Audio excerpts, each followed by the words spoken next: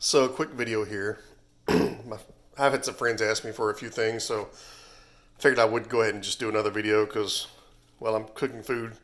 I'm hungry. I need to eat, so why not show a video? This is bacon. 4 slices. What I do is I cut them in half. I can show you real quick. So I take a pack of bacon, and I literally cut it in half. I don't even take it out of the container, out of the plastic bag or container, whatever. I just cut it in half. You see, this half is empty because I've been making a couple of burgers here the last couple of days. But I cut it in half that way the bacon's more usable. So what I have here is 4 half slices of bacon in a pan. Got my heat on medium, about 4 out of 10, I guess you could say. But I'm gonna let the bacon cook for a minute. Well, like 3 or 4 minutes, maybe 5 minutes, something like that. I'm not in a hurry. As always, I'm never in a hurry. I always cook on low heat, medium heat. I'm gonna let the bacon cook, and you see it's already starting to kind of gloss over. We'll let it cook a little bit more. And then what I did was, I have 2 burgers left. I made these the other yesterday, and I bought a 36 ounce thing. I get ground sirloin. Ground sirloin is 90% meat, 10% fat. It's got a great flavor.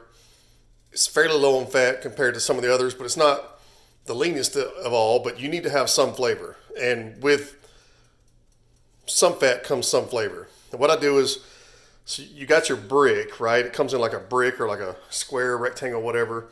I put salt on there, not a lot, just a little bit, because guess what? That's also salt. It's called bacon. It's basically salt plus fat with a little bit of meat. Put a little salt on there, put some pepper on there, some garlic, and some minced onion.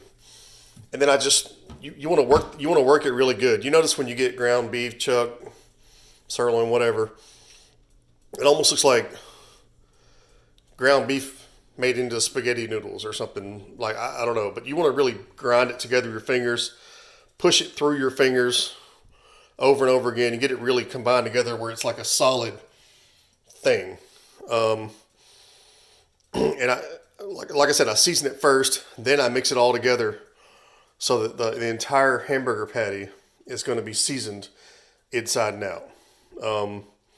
That's how I do it. And you can grill it, smoke it, air fry it. I don't care how you cook it. This is my favorite way to cook it, honestly, is we're going to cook it in a pan. We're going to cook some bacon.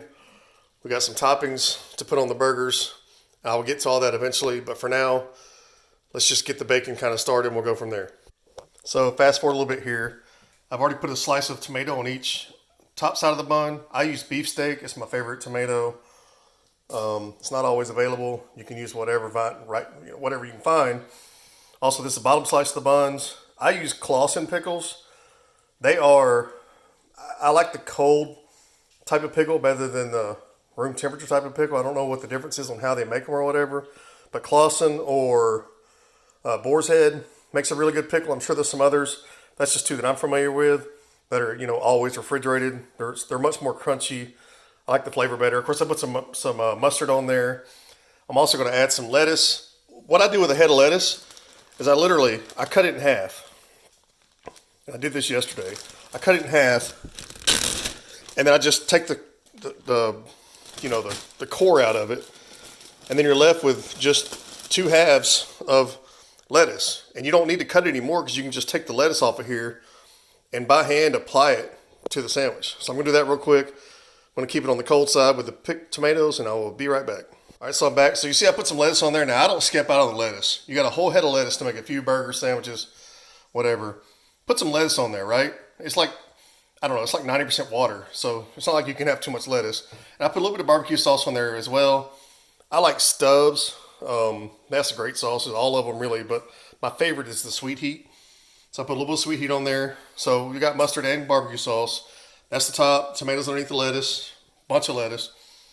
There's the sandwich slice pickles. Like I said, I like the cold type, like the Clausen. Boar's Head's pretty good. And so I'm ready to go.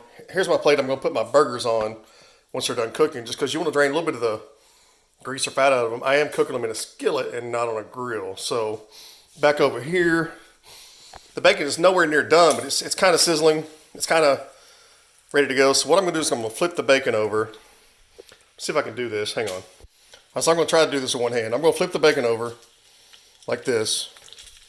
This is, like I said, this is how I make hamburgers. They're extremely tasty, like so good. Oh my gosh.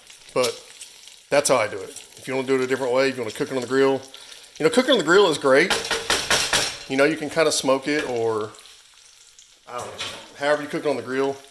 But the grill, you know, especially if you cook it more of a medium well or well done, the grill's going to kind of dry it out a bit, to be honest with you, because a lot of the fat's going to drip down into the fire.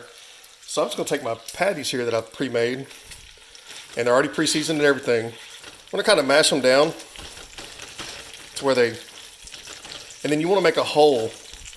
Honestly, I don't remember why. I've seen videos on this. I've seen people talk about it. You kind of want to make a hole in the middle, like a crater. It makes the patty, I think it makes it kind of cook more evenly. So as I'm mashing it down, I'm going to mash the whole thing. But I'm going to definitely put that hole, or crater, I guess you could say. Not huge, just kind of a crater in the middle. And you probably can't see it on the camera. So I'm going to let this cook. Like I said, I'm on kind of a medium or almost medium heat. So I'm going to cook this for about 7 or 8 minutes. Just like this. And then I'll be back for the next section. So I'm back. All right, so it's been about 5 or 6 minutes. The burgers, you see they're just cooking on top of the bacon. They're going to cook just fine. You see you're starting to get some gray kind of up through the sides. And the biggest mistake people make when they're cooking meat, I don't care if it's burgers, steaks, chicken, pork chops, whatever. Stop flipping your meat. Like every time you flip your meat, you're making it take that much longer to cook, and you're going to end up making it that much drier, I guess. It's just not, like the less you flip it, the better it's going to cook from a time standpoint, but also the more flavor it's going to keep inside of it, because you're not sitting there just flipping it over and over, which makes it take longer to cook, which makes more of the flavor, which is, by the way, the fat, the grease, the salt is going to cook out of it. You don't want to do that. You want to let it cook. I'm going to flip these one time. They're almost done on this side. It's been about 6 minutes, almost 7. So so you know, 7 minutes is a pretty good timer. Like I said, I'm not going on super high heat, kind of a medium, it's a little bit less than medium. So 7 minutes, I'm going to flip them over.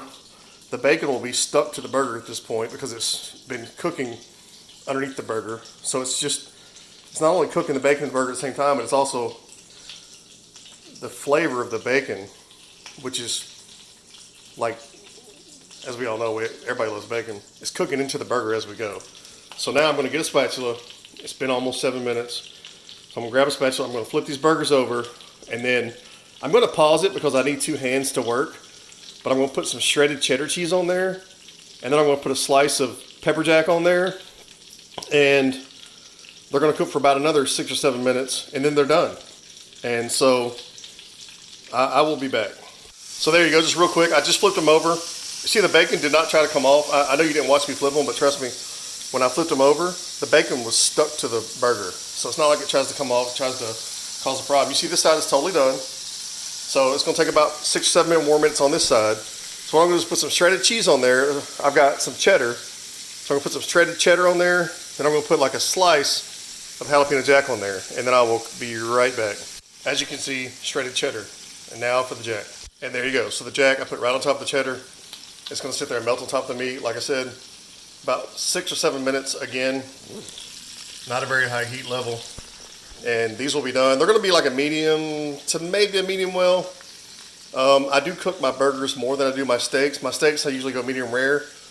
Keep in mind, burgers have to be a little warmer because literally, when you compromise when you cook a steak, the only thing that's going to be exposed to the air or the bacteria or whatever is going to be the outside of the steak. It doesn't permeate through the middle of it because it's going to be kind of not really the skin of the steak, but the outside of the steak is the part you got to really get hot. The middle is not that important because the bacteria is not going to penetrate. With a burger, it is ground beef or ground chuck or ground sirloin. It's ground up, whatever it is. So there is no barrier. There is no outside skin of the meat or whatever you want to call it. So you kind of have to cook the burger a little bit more because you want the whole burger to be safe, to be, I believe it's 160 degrees. I don't measure my food. I know what it looks like. I know what it tastes like. So I'm comfortable with that. From your point of view, do whatever makes you comfortable. But again, these are going to be done in a couple minutes, and I will be back. Okay, so it's been about 5 or 6 more minutes. I'm going to say the cheese is melted. The meat is pretty much done. Like I said, I like mine medium, maybe medium well at the most. I don't want it well done, crunchy and nasty. I don't want to eat a brick. I'm trying to eat some good hamburgers. It's hard to explain to people because, especially older people, like your parents, like my parents, they think everything has to be well done and crispy and burnt to a char because maybe they got sick one time. I've never had food poisoning in my entire life, and I'm almost 50 years old here in the next few years. So it's not like it's that big of a deal. Just don't be an idiot and eat raw food. So give me just a second. All right, so we're done cooking. What I do, now you see I got 2 plates here. One's got the bottom of the bun. Top of the buns are just kind of sitting on a napkin next to the plate or a paper towel or, well, an actual towel. The actual food, the meat with the bacon, the cheeses, everything, I set them on a napkin. You're not really going to see it here. What they're going to do is the napkin is going to soak up some of the excess grease. There's going to be plenty of flavor in there. Trust me, I cooked beef in a skillet with bacon. There's going to be plenty of flavor, plenty of juice to go with it. I just don't want to sit it on the bun and have the bun or the bottom of the bun go soggy and where it falls apart and it becomes just a huge mess. You don't want that. And just like with any meat, whether it's hamburger, steak, chicken, pork, whatever you're cooking, salmon, I don't care, don't cut it open. Don't check it to see if it's cooked properly. I mean, if you don't know what you're doing, maybe you need to check your meat a couple times and kind of figure out your timings and your temperatures and everything. You know, people that want to stress out about food temp, stick a thermometer in there if it makes you feel better. But honestly, this is fine. You know, if there was a big puddle of blood in the bottom of my plate right now, it'd be pretty obvious they weren't cooked enough, I guess. I don't know. You see there's a little bit of just grease and juice kind of starting to leak out. But yeah, put them on a napkin, let them rest, just like any other meat. The worst thing you can do is cut open a piece of meat before it's had at least 4 or 5 minutes to rest. Because all you're going to do is let the juices flow out of it. When it's hot, the juices are, I guess, less, I don't know how to explain it. But you're gonna just, like, you cut open a chicken breast right after you cook it, and the juice is just going to flow out of it. Let it cool down. I guess in a way the meat kind of reabsorbs the juice. It keeps it tender and juicy inside. It makes it just absolutely delicious. So I'm going to let it sit here for 4 or 5 minutes and just kind of reabsorb the internal juices and everything. Make sure the meat has time to rest. If you don't believe me, go watch any chef show on TV. I don't know, Kitchen Nightmares or whatever show you want to watch. Hell's Kitchen, you know, just they're going to say the same thing. The meat has to rest every single time, period. Don't be like my mom. No offense, not trying to be mean. But as soon as I give her a piece of meat, she cuts it open to make sure it's cooked like to an absurd amount because I guess she got food poisoning once, like, I don't know, during her life. And she is just absolutely, of course, anyway, I don't want to get into all that. Don't touch it. Let it rest. Give it about 5 minutes. Then we'll put it on the buns. Then we'll put the burgers together. I usually don't do this, but I will cut one in half just for the purpose of this video so you can see what it looks like dissected, I guess, in half. But let me get a couple minutes to rest and we'll be back. By the way, it's been a couple minutes. I'm going to try to do this one-handed, but you got to keep in mind, it's so hard to grab this. Hang on just a second.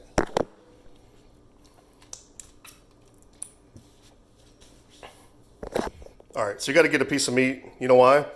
Because you got a dog. Come here. You want some bacon, baby? Oh, you sit down. That's a good girl. Get you some bacon. Get you some bacon. Good girl. Yeah. You got to feed the dog because you know what? If the dog's not happy, every dog, puppy, etc., has a wolf inside. The wolf's got to have meat. The wolf's got to be happy. If you don't keep the dog / puppy / wolf happy, they might just eat you one day. So always take care of your little girls. So back to the main thing here. Okay. So I'm going to grab this meat. Had a couple minutes to cool off. It's still pretty warm. But I'm going to grab this meat and just set it. Oh. See, plenty of excess grease there to not need on your burger itself. There you go. And then, so there's my burger. I'm going to put it together, cut it in half and I'll show you. So there we have it. I got my 2 burgers together. I cut this one in half. You can see, you know, it's a nice medium.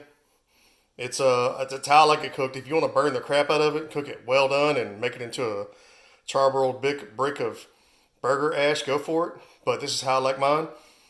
This is a beautiful burger, and that's how I cook it. So anyway, you're not going to find a tastier version of a burger. Like, I know people love to grill and smoke and all this crazy stuff, but you're not going to find a juicier burger than the way I just showed you. Even on a grill, all the fat gets stripped down into the grill and burns up, and the burgers can end up being a little bit dry, especially if you try to cook them medium to medium well or even well done. You can do burgers just like I showed you, all the way like completely well done. It's still going to be juicy because you've kept the juice in the burger, especially with the bacon, and you didn't dry it out. So anyway, like, subscribe, comment, have a good time. I'm going to eat my burger. Probably not both of them because they're kind of big, but let's have a good time with it.